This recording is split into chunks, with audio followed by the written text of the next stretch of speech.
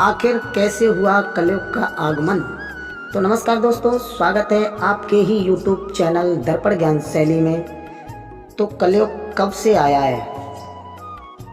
जब पांडव जो थे आज इधर महाराज परीक्षित को राज्य देने के बाद में इधर जब हिमालय पर गलने के लिए चले जाते हैं, एक बार महाराज परीक्षित शिकार खेलने के लिए जब अपने घर से गए हैं, आज इधर जैसे ही वन में पहुंचे हैं, महाराज परीक्षित ने देखा है कि सामने से उनके एक गाय आ रही है। गाय हाँफती थी, थर्राती थी, कांपती थी, कहीं रुक जाती है फिर चलने लगती है, और उसके पीछे एक बैल आ रहा है, वो भी लंगड़ा रहा है। उसकी कमर झुकी हुई है, उसकी भी आंखों से अश्रुधारा बह रही है, और उस बैल के पीछे भी एक काला कलूटा चांडाल आ रहा है। उसके हाथ में मूसल पकड़े हुए है, और जब उसका डंडा पड़ता है तो भूमंडल हिल जाता है। और इधर महाराज परीक्षित जैसे ही खड़े हुए हैं तो उनकी नज़र जैसे ही गाय पर पहुंची है, तो उन्होंने उस गाय के सामने जाकर के आज उसको पुचकारा है और ये कहा है, ये तुम्हारी दशा क्या है। और उसके पीछे बैल आया, उसको भी अपने पास में बैठा लिया है। और थोड़ी देर बाद जब देखा है काला कलूटा चांडाल, उसको आज ललकार करके ये कहा है, ये बता, हिंदू धर्म में तो गाय को मारना एक बहुत बड़ा पाप हुआ करता है, आज तू मेरे हाथों से बच नहीं सकता है। तूने गाय पे हाथ क्यों उठाया है? तूने आज जिस हाथ से इस गाय पे हाथ उठाया है, मैं तेरे उसी हाथ को काट देंगे। तो गाय जो थी आज कहने लगी, नहीं महाराज, मैं गाय नहीं हूँ। तो ये बात सुनने के बाद में महाराज परीक्षित कहने लगे, तुम गाय नहीं हो, फिर तुम कौन हो? तो कहा, देखो मैं पृथ्वी हूँ, और यहाँ पर इतने लोग पाप कुकर्म करते हैं और उनके बोझ से आज मैं थकी जा रही हूँ, इस वजह से ये दुनिया छोड़ करके यहाँ से जा रही हूँ। और धर्मावतार में जो बैल थे उन्होंने भी कहा कि महाराज मैं भी बैल नहीं हूँ, मैं धर्म हूँ, और अपनी निर्बलता के कारण ये संसार छोड़ करके मैं जा रहा हूँ। इधर महाराज कहने लगे, ये बताओ तो तुम क्यों जा रहे हो? कहा है कि देखो अब यहाँ पर धर्म कुछ रहा नहीं, लोग धर्म कर्म कोई कर नहीं रहे। जब सतयुग था तो मेरे 20 चरण थे, 20 पैर थे। त्रेता आया, 4 कम हो गए, 16 रह गए। द्वापर आया तो मेरे 12 रह गए। उसके बाद में ये कलयुग आया। ये सामने जो काला कलूटा, ये चांडाल जो आप देख रहे हो, उसके हाथ में मूसल है। हमारे 12 पैर द्वापर में थे, कलयुग में 4 पैर थे, लेकिन 3 पैर इसने तोड़ दिए। अब मेरा 1 पैर बचा है, तो भैया भला मैं लोगों की सहायता कैसे कर सकता हूँ? इस वजह से मैं भी यहाँ से जा रहा हूँ, क्योंकि मैं तो एक लूला लंगड़ा हूँ, मैं क्या लोगों की सहायता कर सकता हूँ? मेरे भागने के सिवा यहाँ पर और मुझे कोई उपाय नहीं हुआ है। कहा है कि देखो ये सामने जो खड़ा, ये काला कलूटा जो चांडाल है, ये कलयुग का अवतार है। ये हमें जीत करके विश्व पर अधिकार जमा लेगा, क्योंकि आगे ऐसा समय आ रहा है कोई किसी को जानेगा नहीं।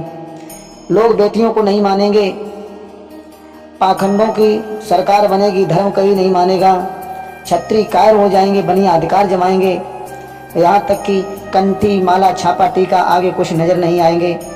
हम धर्म धर्म चिल्लाएंगे तो लोग हमारे धर्म के पीछे हमारी ही मजाक उड़ाएंगे, तो मूर्तियाँ दिन रात टूटेंगी, मंदिर में बधिक लोग रहेंगे।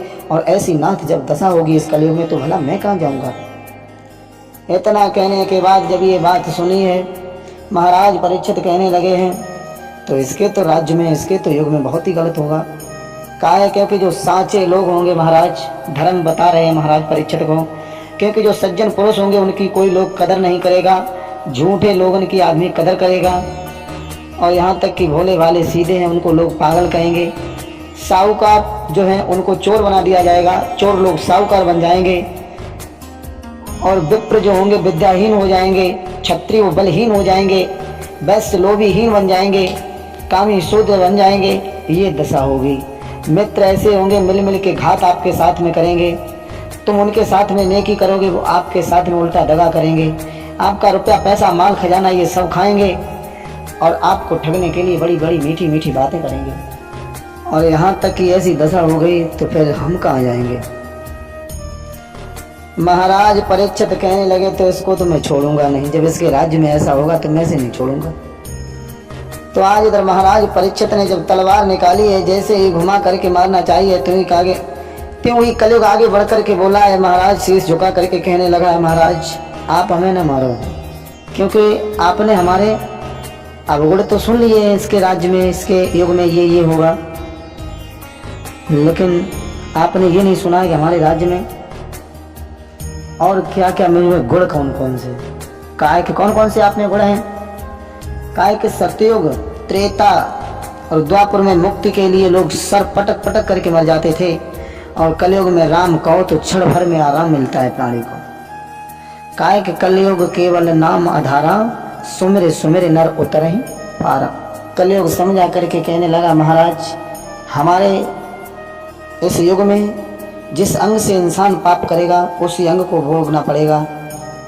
और ये बात सुनी है महाराज परीक्षित कहने लगे, ये तो तेरे युग में बहुत अच्छा है। कहा है कि महाराज जब आप ये बात कह रहे हो तो कोई हमें भी रुकने के लिए आप कोई जगह बताओ। महाराज परीक्षित कहने लगे, देखो जिस जगह पर जुआ खेला जाता हो तुम वहाँ पर जाओ, जहाँ पर लोग झूठ बोलते हो तुम वहाँ पर चले जाओ, जहाँ वेश्याएँ जहाँ रहती हो तुम वहाँ चले जाओ, जहाँ लोग शराब पीते हो तुम वहाँ चले जाओ, तुम वहाँ पर चले जाओ, जहाँ पर सास और बहू में लड़ाई होती है तुम वहाँ पर रहो, तुम वहाँ पर चले जाओ, जो लोग कन्याओं का धन खाते हैं तुम वहाँ पर चले जाओ,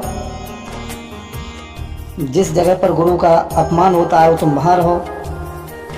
आज ये जगह बताने के बाद में परीक्षित ने कहा कि तुम इस जगह पे रहो।